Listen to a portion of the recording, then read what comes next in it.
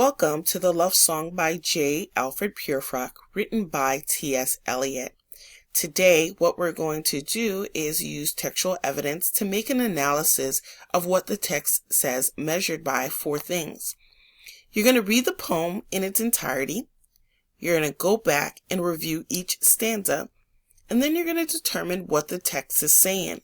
You're going to summarize the text in the right column. So, I'm going to give you an example of what your assignment is for today. For the sake of this demonstration, I'm only going to read from line 50 all the way down to line 60. So I begin. Have known the evenings, mornings, afternoons. I have measured out my life with coffee spoons. I know the voices dying with the dying fall beneath the music from a farther room. So how should I presume? And I have known the eyes already, known them all, the eyes that fix you in a formulated phrase, and when I'm formulated sprawling on a pen, when I'm pinned and wriggling on the wall, then how should I begin?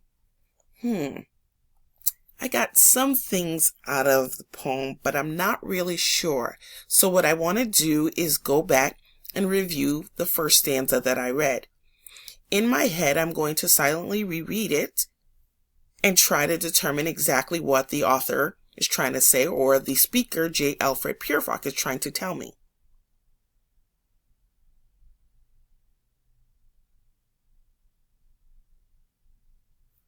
So I think he's trying to measure his life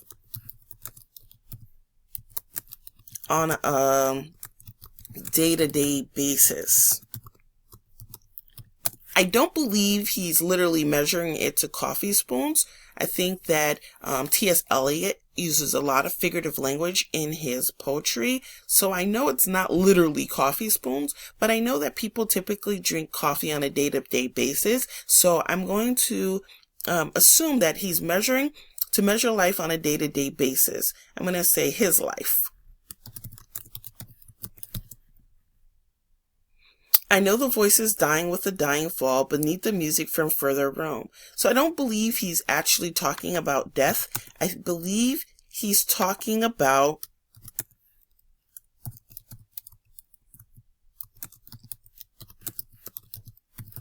his surroundings.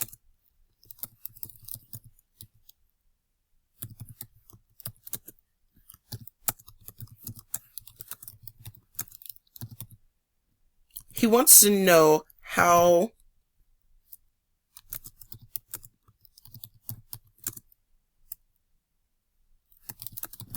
he should go on.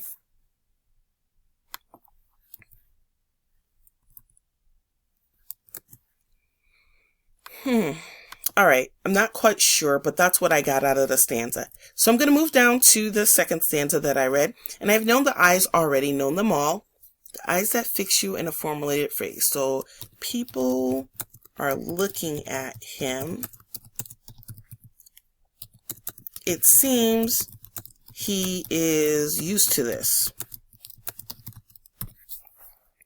And when I'm formulated, sprawling on a pen, when I'm pinned and wriggling on the wall, then how should I begin?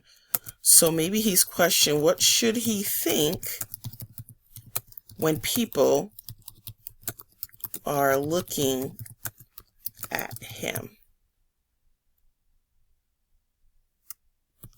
So if I take a look at the two stanzas that I read and I try to figure out what Alfred Prufrock, the speaker of the poem, is trying to say, to me, it appears he has some self-esteem issues because he's thinking about people looking at him and then he's questioning it.